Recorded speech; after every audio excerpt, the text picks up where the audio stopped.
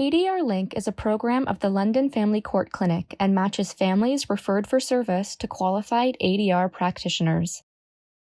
The practitioners are not LFCC employees and do not work for Children's Aid Society offices. They are independent, impartial professionals trained to assist families and CAS to work towards resolutions that will focus on the best interests of the child or children. As we forge forward and continue working with Indigenous nations, we want to first acknowledge, respect, and recognize the deep connection and historical relationship Indigenous peoples and the land we share. With support, accountability, and much respect to the following traditional homelands and territories of the Anishinaabe, Ojibwe or Chippewa Nation, Haudenosaunee, people of the Iroquois, which includes the United Nations, Lenape, also known as the Delaware, and the Attawandaron, also known as the Neutral, the Wyandot, also known as the Huron. There are 11 First Nation communities in the region of southwestern Ontario and over 120 First Nations in all of Ontario. Alternative Dispute Resolution, most often referred to by its acronym of ADR, came into being in 2006 when the Child and Family Services Act, as it was then called, was amended to stipulate that Children's Aid Societies must consider ADR for children who are or who may be in need of protection. ADR is a strategy to streamline court processes and encourage alternatives to court. It focuses on a strengths-based, inclusive, and collaborative approach to resolving child protection disputes and encourages the involvement and support of the family, extended family, and the community in planning and decision-making for children and their families when they are involved with the child welfare system. There are 3 main prescribed methods of ADR: child protection mediation, family group conferencing, and original dispute resolution, which is sometimes called Indigenous approaches to ADR. There is a Ministry Directive, CW-005-06, which outlines the 3 prescribed methods of ADR, as well as a 4th option that can be community-specific and is approved by the Executive Director of a Children's Aid Society. The directive outlines the qualifications and criteria for ADR facilitators, including criteria for neutrality, use of a written agreement including confidentiality provisions, and the conditions under which the CAS must provide notice to the Office of the Children's Lawyer. Referring workers from Children's Aid Societies, band representatives, FNMI communities, or any other party can request ADR services for families, either prior to court involvement or during court involvement. A judge may also request that the involved parties consider participating in a prescribed method of ADR. All ADR services in Ontario are completely voluntary, and participants can elect to not participate in an ADR service. In the West Region, ADR-LINK is funded by the Ministry of Children, Community and Social Services, also known as the MCCSS, and housed at the London Family Court Clinic. ADR-LINK has the responsibility to manage referrals and match the referral to an ADR practitioner. ADR-LINK accepts referrals from the following agencies: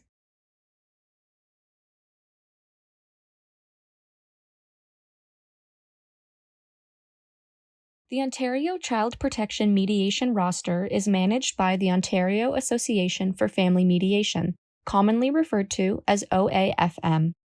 OAFM ensures all rostered child protection mediators meet the minimum requirements set out by the Ministry, such as carrying liability insurance, having a vulnerable sector check completed every 3 years, and conducting themselves appropriately as mediators with special training in child protection mediation.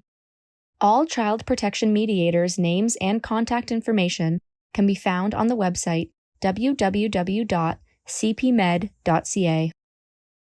A child protection mediator will meet with all parties individually, including the referring worker and manager from the Children's Aid Society and the child's counsel, before bringing everyone together for the mediation. The mediator will explain the process, ensure that the parties understand the voluntary nature of their participation, and the confidentiality provisions in place for the mediation. If the party agrees to participate in the mediation, the participant has an opportunity to provide background information to the mediator relevant to the mediation, as well as identify their hopes for the final agreement.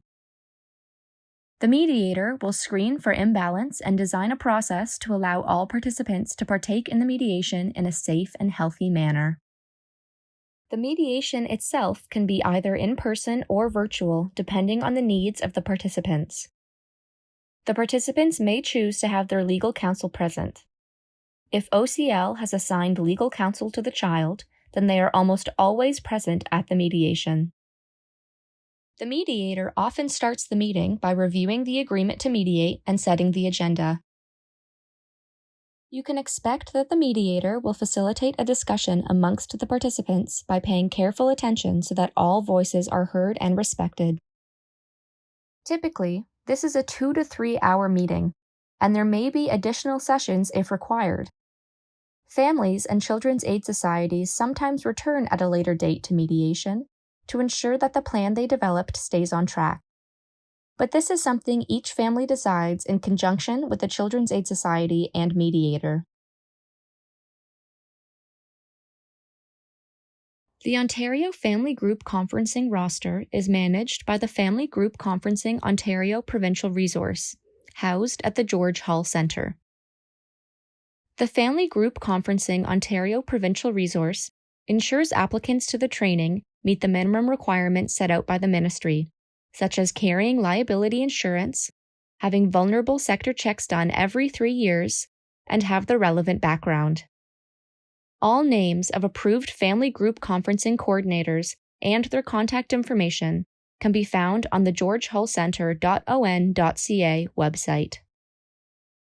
A family group conferencing coordinator will meet with all participants individually, including the referring worker and manager from the Children's Aid Society and the Child's Council, before bringing everyone together for the conference. Meeting all of the participants can take many hours, so allow for extra time to allow this part of the process to unfold. The coordinator will explain the family group conferencing process, share the bottom lines of the Children's Aid Society, ensure that all the participants understand the voluntary nature of their participation, and the confidentiality provisions in place for the conference. The conference itself can be either in person or virtual, depending on the needs of the participants. If OCL has assigned legal counsel to the child, then they are nearly always present at the conference and participate in the first and third stages of the conference. The coordinator will look after all arrangements for the conference, including child minding, meals and snacks, building location, and access to technology. If there are any specific needs a family might have, please inform the coordinator. At the end of the conference, typically this is a longer meeting and can take the better part of a day, the coordinator will write up the family plan and send this to all participants. Families and Children's Aid Societies sometimes return to conferencing to ensure that the plan that they developed stays on track. But this is something each family decides in conjunction with the Children's Aid Society and the FGC coordinator. Each FNMI community must review and accept the ODR facilitator providing services within their community. There is no central registry of ODR facilitators. All ODR facilitators on the ADR-LINK roster have been approved by one or more FNMI communities. ADR-LINK supports training efforts for interested individuals in providing ODR services. Each ODR circle can look slightly different depending on the needs of the family and the practices of the FNMI community. An ODR facilitator will meet with all participants individually, including the referring worker and manager from the Children's Aid Society and the Child's Council, service providers, and elders. Before bringing everyone together for a circle, The ODR facilitator may have some smaller circles without Children's Aid Society being present to prepare parents and family members for the meeting with the Children's Aid Society. The facilitator will explain the ODR process, ensure that the participants understand the voluntary nature of their participation, and the confidentiality provisions in place for the circle. The circle itself can be either in person or virtual, depending on the needs of the participants. If OCL has assigned legal counsel to the child, then they are nearly always present at the circle, although this is worked out between the ODR facilitator and the OCL. The facilitator will look after all arrangements for the circle, including inviting elders, arranging for ceremony, child minding, meals and snacks, building location, access to technology, and transportation. Typically, this is a longer meeting and can take the better part of a day. At the end of the circle, the facilitator will write up the facilitator plan and send this to all participants. Families and Children's Aid Societies sometimes return to the circle to ensure that the plan that they developed stays on track. But this is something each family decides in conjunction with the Children's Aid Society and the ODR coordinator. All methods of ADR are facilitated by impartial ADR practitioners. All ADR practitioners must meet the minimum standards set out by the ministry in the ministry directive. Referring workers must get consent from all parties and children 12 and over and send in these consents with the referral. A notice to OCL must be sent in for each referral, regardless of the age of the child. For further information about the referral process to OCL and how the OCL participates in ADR, please watch the video on OCL. Please view the ADR admin video to view the referral process. In child protection mediation, the OCL is generally always present at the mediation session, where the assignment is only for the purposes of the ADR or openness issues. Where the OCL is providing representation in an ongoing court proceeding, the extent to which the OCL participates in the ADR will be determined on a case-by-case basis by the mediator or facilitator and the OCL. In family group conferencing, the OCL would not be present during the private family time, but would be present at both the initial stage of the conference and the final stage where the family presents their plan. The OCL is available to speak privately with the child as needed throughout the FGC. For Indigenous approaches to ADR, the OCL's level of participation is determined in consultation with the community and the ADR facilitator. The OCL adds value to the child protection ADR process in the following ways. Often, children do not participate in the ADR, and therefore do not have the opportunity to speak for themselves as the adult participants do. Having an OCL brings the child's voice to the table. In some cases, there are additional issues for mediation that are important to the child but have not been raised by the other participants. The OCL can bring those issues to the table for consideration. Child's counsel can provide support to a child who does attend an ADR.